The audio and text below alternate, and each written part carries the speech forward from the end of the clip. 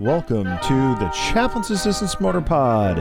I'm your host, Gary, and this is the 10th episode where I discuss what's going on in my world of G.I. Joe, if it's news or recent acquisitions or new items, and also at the end we take a look at a vehicle or playset from my collection as I am currently cleaning up my headquarters or my pit or my basement or that mess that just needs to be done. And this week, open up and look at issue 286, the latest issue from IDW, G.I. Joe, A Real American Hero. And also, we're going to close out the episode by taking a look at the classic 1982 G.I. Joe VAMP with Clutch. Now, this episode is taking place currently in the Marsh of New Jersey because, like my FedEx packages, there's really no good reason to be here. But here we are. We're just outside New York City. We're just outside the Chaplain's Assistant's motor pool in Staten Island, New York. You know, just far enough away, but not there yet.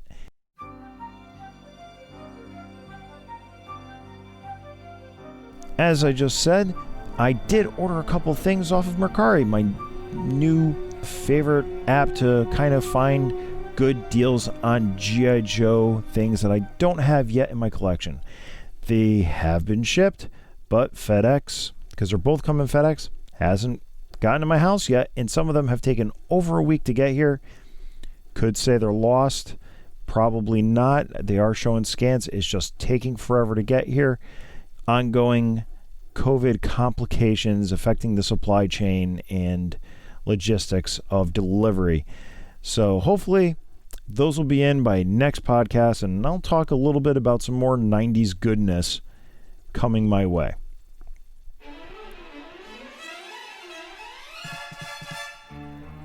I finally got my hands on issue 286 of G.I. Joe Real American Hero from IDW a week ago. And I have had time to read it a couple times. And I've read it a couple times because not only one am I taking time to talk about it here on my podcast, but also because it's actually enjoyable. It's one of the better recent issues. Before we dive in, Tom Waltz does mention on the letters page that he believes this is Andrew Griffith's best work, and I would agree. Tom Waltz probably should have promoted this issue a little bit more, because yes, this is Andrew Griffith's best work yet on art duties with Larry Hama on the G.I. Joe series. Andrew has done the last 5 out of the 6, and you could definitely see an improvement as he's gotten more of a handle of how Larry scripts and how the characters interact. Starting with the cover of the issue, Cover A is the interconnecting cover by Freddie Williams. Now, Freddie Williams has been doing some interconnecting covers for the past couple of arcs, and they are really good. However, on this issue being Cover A, and this issue will spotlight Storm Shadow, Snake Eyes is on the cover. Cover B by Alex Sanchez is a great anime stylized, like mid-90s gritty anime cover of Storm Shadow. That should have been Cover A, and this interconnecting cover should be Cover B. That being said, there's also Cover C, the retailer incentive, which is a sketch by Larry Hama of the Long Range Recon Team minus Wade Collins. Now, I kind of recognize this artwork from a diptych that Larry did in 2016 that he sold on eBay for, I want to say, around $1,500, maybe even more. It is an absolute treat to have that cover in my collection. I have all 3 because I do support the brand, but also because it is really cool to collect all the covers. Not hiding my enthusiasm for this issue. Now, like I said, the Freddie Williams cover, interconnecting, should have been Cover B. The Alex Sanchez's cover should have been Cover A, and it is, I want to say, like Fist of the North Star kind of style, if you remember that, or Ninja Scroll, with Storm Shadow leaping off the page. Really good. Just a nice shot. Awesome artwork. Now, inside the book, you know, we have Larry Hama as the writer, and we have Andrew Lee Griffith as the artist. Layouts are great. Andrew's layouts have greatly improved over the 5 of the last 6 issues that he's done. And the only criticism I'm going to offer on his art is he is a guy that maybe shouldn't be inking his own work. I think an inker over his pencils would add another perspective and also add a chance to take his pencils and up. His pencils are tight and his pencils are great. Again, I'm one of those guys, especially after Dead Game issue number 5, where you really see the power of an inker over a penciler and how it elevates the scripting on the page. Brown is doing the colors as usual, keeping everything uniform, and he's been an awesome colorist the entire run he's been doing. Neil Uteki, I hope I'm pronouncing that right, doing the lettering, solid work. And, then the rest of the editing team, Tom Walt, senior editor, Megan Brown, editor, and then research specialist Diana Davis. The issue opens up with Scarlet asking Stalker about how they met Storm Shadow. And it seems a reasonable request. And this late in the series, she has gotten all that she's ever needed to know about Snake Eyes from the man himself. But now she's asking about Storm Shadow. And it's kind of weird. I mean, it's kind of late to be asking because, of the relationship. But as a way to bring this story in, now, while it is going to be a Storm Shadow-centric story, it is also can be said it's really a long-range recon team story. It opens up in Vietnam. Now, one of the other things that I thought was happening in the series was they were moving to more of that sliding time scale that Marvel is famous for. So to go back to Vietnam this late, and we are now almost 50 years from our leaving of Vietnam, and Vietnam veterans are at best in their late 60s. Where I'm not going to be too critical on that, but it is kind of at this point where Captain America got frozen in time so that his origin is still in World War II. Leaving the long-range recon team as Vietnam, while it is definitely a product of that era, the long-range recon patrol as a unit would eventually get, for lack of a better term, phased out or not known officially by that name. Stalker really is telling the story of before he became the sergeant on the long-range team. It opens up with the guys meeting Storm Shadow for the first time, as Storm Shadow is one of 2 survivors of another LRP team coming back. And because Wade Collins, Dick Saperstein, Raymond Escobedo, and their sergeant were down a guy, they absorb Tommy Arashikage, known as Fresno on this old team, now just wants to be called Tommy.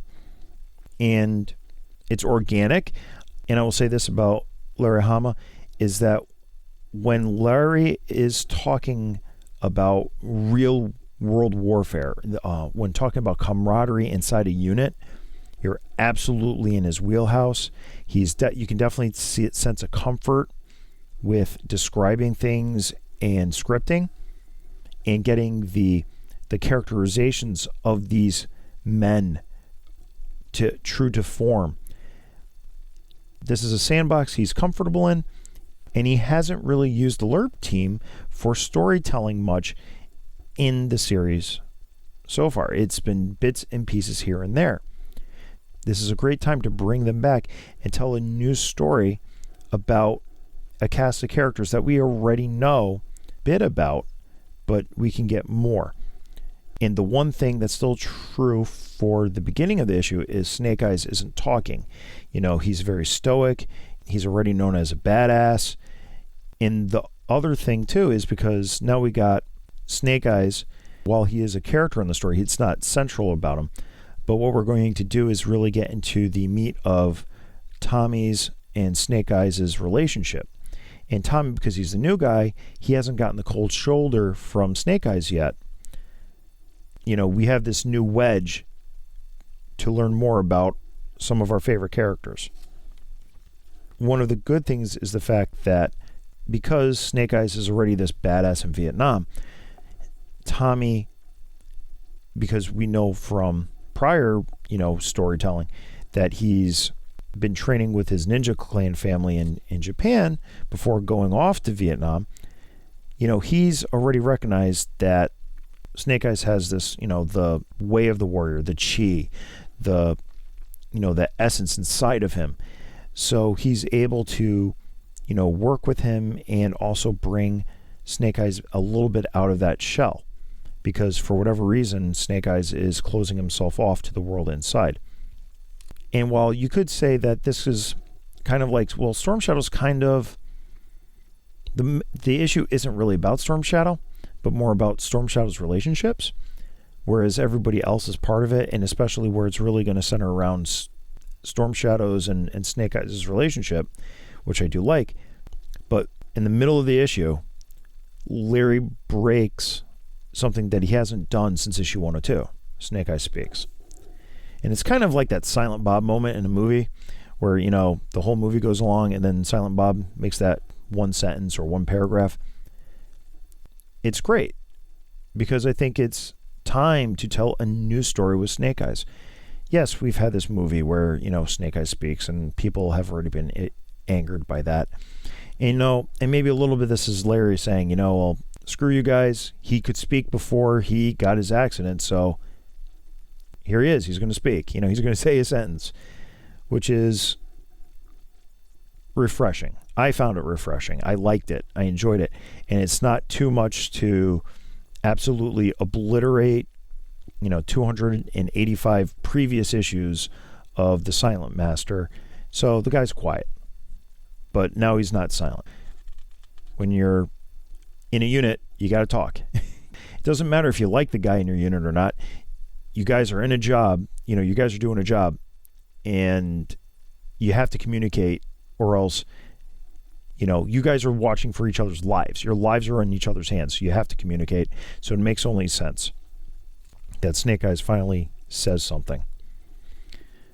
This is one of the better issues, but it does have a couple detractors where the big thing for me is because Larry's in this comfortable sandbox of his and he's telling a new story and some things are flowing really well. We do get a Larry Hama trope of, Snake Eyes is just going ballistic on the M60. A few issues ago with Netho's Diaz drawing, Larry used the trope of, shooting out the M60 to get a barrel change. And then also shooting the M60. And then again, Snake Eyes goes again and shoots the M60 to the point where he just keeps feeding it ammo belts of 7.62 NATO. And then now it's glowing white hot and you can actually see the bullets passing through the barrel. And, and he goes further on where now the machine gun isn't even effective anymore because the barreling is so shot that the gas pressure from the gunpowder isn't even propelling the bullet as fast as it should be. So he's in the sandbox, he's comfortable, and yeah, he's falling a little bit back on an old habit. And the book ends, with Stalker just coming on to the team, in a Huey.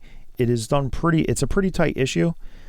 I've read it a few times, and it's solid.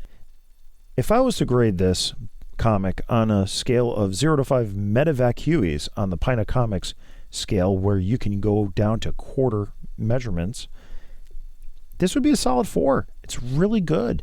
It has readability, which I really want in a comic book, especially if I'm buying the physical issue. This is one of Larry's better issues as of late, and I hope he keeps the momentum going. And the next issue is a spotlight on the new Joes, Sherlock, Molto, and Black Hat, aka the newbies. And I'm looking forward to that. It'll be a nice change of pace. Maybe it'll get me more excited for those 3 people. I don't know, but I'm really happy that this issue of 286 is out, and I love it. And now for the review of one of the most iconic vehicles of the G.I. Joe line, the one that spawned multiple retools and redecos and recolors and variations and is still being produced today, the G.I. Joe VAMP, with its driver, Clutch, the man from Asbury Park, New Jersey, where potentially my FedEx packages are. But it is an absolute epic vehicle. It is simple enough to be perfect for this 10th episode celebration of getting through this podcast with you guys, you listeners. Thank you for coming. But the VAMP is awesome, and I'm here to talk about it right now. Now, to start off, we got Clutch. One of the great things about Clutch is, he's E4. His primary MOS is transportation, but his secondary is in infantry. So he is perfect for the G.I. Joe team, especially the OG-13. He was racing on the street prior to enlistment. He was kind of a troublemaker. He was living a life of excitement and adventure that racing does involve, that does adrenalize. You look at some of his training, advanced infantry, covert ops, executive bodyguard school, ranger school, and he's actually qualified expert on, some really good NATO, machine guns, the M14, the M16, the M1911A1, the M3, the M79, and the M60. So he's actually able to shoot the same hog as Snake Eyes. So he's well-rounded. The pistol, the M14 carbine, and the M16. Just a great soldier. Well, he was based on what Larry thought of Bruce Springsteen. I always got the Fonzie vibe. Greasing his hair with motor oil. Rarely shaves. Well, that's more of a Springsteen. And chews on the same toothpick for months, and Clutch still calls women chicks. So he is testosterone.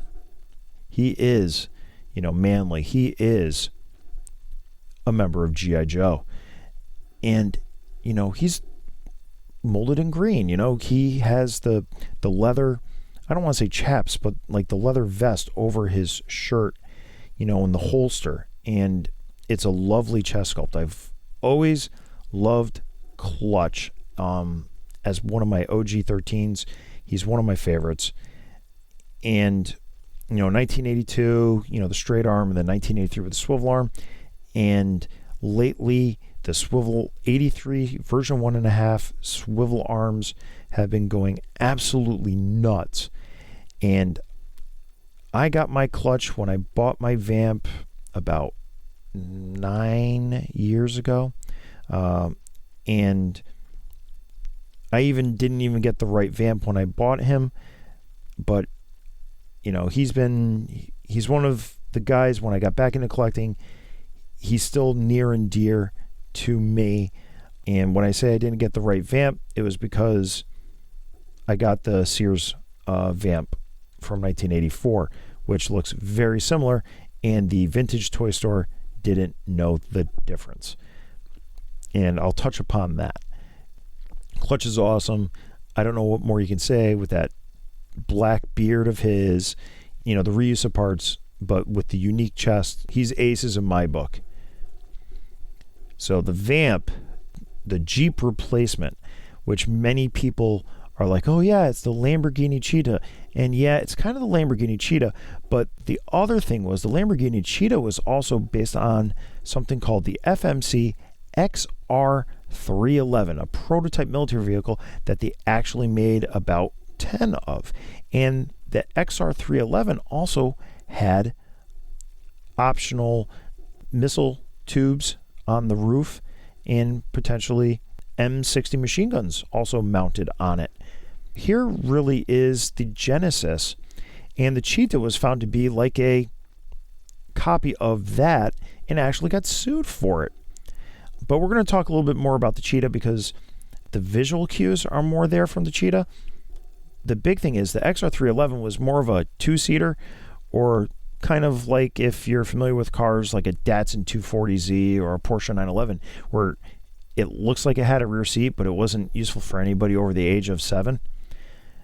The Cheetah was actually a 4-seater, which would have been a better replacement and also more of the direct competitor for the Hummer that eventually would win the contract. Now, the Cheetah also, to get into this, it was considered quote-unquote rather heavy at 4,500 pounds because it was powered by a Chrysler 5.9 liter, which makes sense because there was a truck called the MA80, which was a Dodge 1.25 ton, which was based on the Dodge 3/4 ton civilian pickup truck. And that was powered by a 5.2 liter Chrysler V8. And from personal experience with both of those engines, the 5.9 is a lot better, but it's a lot thirstier. And the late 70s just plain stunk for gasoline engines in the United States of America, with tightening emissions controls and the manufacturers not knowing how to make a big engine be emissions compatible in that environment. Now, Lamborghini did partner with Chrysler on this, and Chrysler was a big military contractor, especially just having an MA80 contract with the United States government for all those pickup trucks. However, the one thing in Chrysler's stable that probably could have or should have been put in this Lamborghini Cheetah was probably their turbine engine. Now, most people think turbine engines, think jet engines. Yes, and Chrysler was the pioneer in putting a jet engine in cars. And they had been working on them since the 50s. They even put them in a test fleet in the mid-60s in 50 cars. But they had put them in cars as late as 1980. And they fit in the same area as that 5.9 liter V8. But because it's a turbine, it could run on gas, diesel, perfume, you name it. You're in the suck. You have a turbine engine, you could dump whatever it is. Also, fuel supply. If you're dealing with logistics issues with fuel, well, I got diesel. Okay, pour it in and let's get the heck out of here. I have, whiskey. Pour it in here and pour it in there, and if it's a flammable liquid, you can pour it in a turbine and it will find a way to burn it. May not be as powerful, but it will find a way to burn it, and you could get your an old infantry thing that I learned from reading G.I. Joe was wheels do beat heels. So anyway, that's a little thing about the Cheetah and the XR311. Don't forget the XR311, and I'll probably put some pictures with this later on in social media and other avenues as well. I'll get to more of that later. But taking a look at the original OG 1982 VAMP, it's green. Has a green steering wheel on a gray dash. This is the toy that brought a model aesthetic to it, where Revell actually licensed to build a model of it, and Hasbro said, "You're not making it to scale as our toy." When you have the toy in hand, it's like I said, I love G.I. Joe vehicles because they're like snap type model kits, which is perfect for a younger kid. Anyway, you have a wonderfully detailed gray dash and that green steering wheel. You have a shifter lever in the center console. There's little nods of details here and there, and it's wonderful in the seat. You have like a little radio or phone device in between the driver and passenger seat, and you have some wonderful detailing behind. Also, the Cheetah was rear engine, which didn't work in its favor for quote-unquote handling, where Lamborghini is known for building mid-engine cars, and their Cheetah would eventually become front engine with a V12 from essentially the Countach. And you got that same dynamic here in the VAMP. Now, the VAMP also has the twin laser cannons over what would be the engine bay with the two vents on each side. It has, if yours isn't broken, it has a little lever on the right side or passenger side where you pull it back and push it forward. The barrels pulse. The left one goes up front, and then the left one goes behind the right one. and it elevates up and down, swivels left to right, and if you get it into the right orientation, it pops right out because it has a single keyway in there. Moving into the back, the clips, the gray clips, double as where you put your stickers on for the rear tail lights. In between those is essentially a luggage rack for your 2 jerry cans for your gasoline. And the jerry cans, pretty cool, and they come out and clutch can hold them, or whomever has the unfortunate duty of getting fuel. And below that is your tow hook, which comes in handy, especially when you think about what it came with in 1983, the SMS, and also the HAL, and many trailers since. You know, you have gray plastic over a metal axle. It's pressed in there, not designed to come apart. And you have the green hubcaps that are glued in. And you move forward, you have a gray front bumper, which sometimes is broken. And then you move up a little bit, and then you have a little green bumperette. Now, this is something that when I look at it now, I understand why it's a 2-piece, but when I'm, a little more inexperienced, it's like, well, why wouldn't it just be part of the same mold as the rest of the body? It kind of doesn't make sense. And also, it's pretty straight. In future molds, it would get changed to, in the VAMP Mark II, they had fog lamps. In the Stinger variation, it's a completely different bumper altogether. But in a good sense, that also allows some customization on the original vehicle. You have a winch, molded behind it, non-working, but still it's there, and winches are cool, especially for off-roading. And then you move further up and over the hood, and you have the little slats for the radiator. And then finally, you have the little machine gun that is perched right in front of the driver. So you have a machine gun that clutch or whomever's driving the VAMP can operate, while the passenger can operate the laser cannon from the rear. Also, there are these 2 wonderfully molded hood clips to simulate the fact that the front hood would open up with a forward flip design. And then you have the roll cage. Now, the roll cage is glued in place. The one thing I've never been a huge fan of with the VAMPs is the roll cage. The roll cage is glued in. The glue sometimes eventually deteriorates over time and separates. It's just something I've had lots of experience with. It's just the one thing that I'm always careful of when I'm looking at VAMPs. The interior is all gray in the same mold as the rest of the thing. And the one of my big problems with vintage VAMPs, and I will never not harp on it, is the fact that the seats are not low enough. So when Clutch is sitting into it, his head is level to the top of the roll bar, or maybe even a little bit over it, depending on how you scooch his legs in. I know why it's like that as a toy, but in later variations like the Stinger, Tiger Sting, VAMP Mark II, it becomes kind of an annoyance with getting the figures in and out, especially as the plastic has gotten older. And that is one thing that the modern VAMPs, the 25th anniversary and beyond, have done, is they've lowered the seat to make room for the taller figure.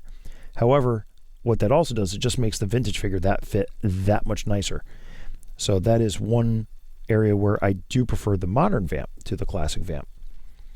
The other thing I will say about the classic VAMP is there is the Sears Dreadnought Ground Assault set, which uses essentially the Stinger, a recolored Stinger variation. And I had a couple Dreadnoughts trapped in there for months because I was afraid of taking them out and breaking the clips on the doors and stuff on that. Now, I will say this about the original VAMP, is it kind of was re-released in 1984 as part of a Sears set without clutch and with the HAL, the heavy artillery laser. There are 3 variations of that, and if you're not careful, somebody might mark it as a regular VAMP and sell it to you with a clutch, like how I got mine. And there's 3 variations. The big difference is there's little tabs on the roll bar. A really great video detailing this from Hooded Cobra Commander 788. I'll put the link in the description below. So at the end of the day, what do I think of the VAMP? It is a must in just about every G.I. Joe collection. I really can't think of a reason why you wouldn't have a VAMP in the collection. It is such an iconic Jeep. It's such an iconic general purpose vehicle. You know, the VAMP, vehicle, attack, multi-purpose. It is G.I. Joe. It's there at the beginning, and it's still here today. I have multiples, and I think everybody should have, if they have a G.I. Joe collection, they should have at least have one. It's not huge. It doesn't take up a lot of space. Put it with clutch.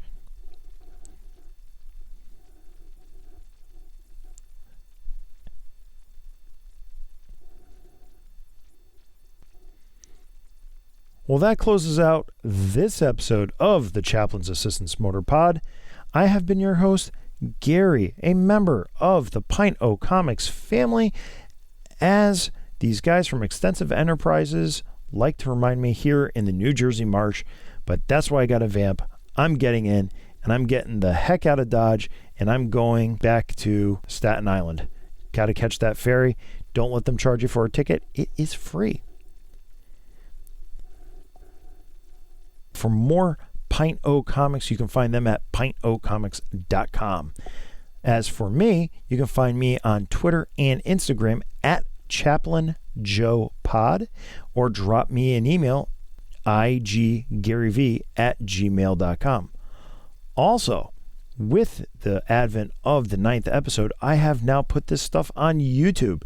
I have a very low budget production that goes with, for visuals, with the podcast, and that is tied to my channel, G.I. Gary, or at iggaryv on YouTube.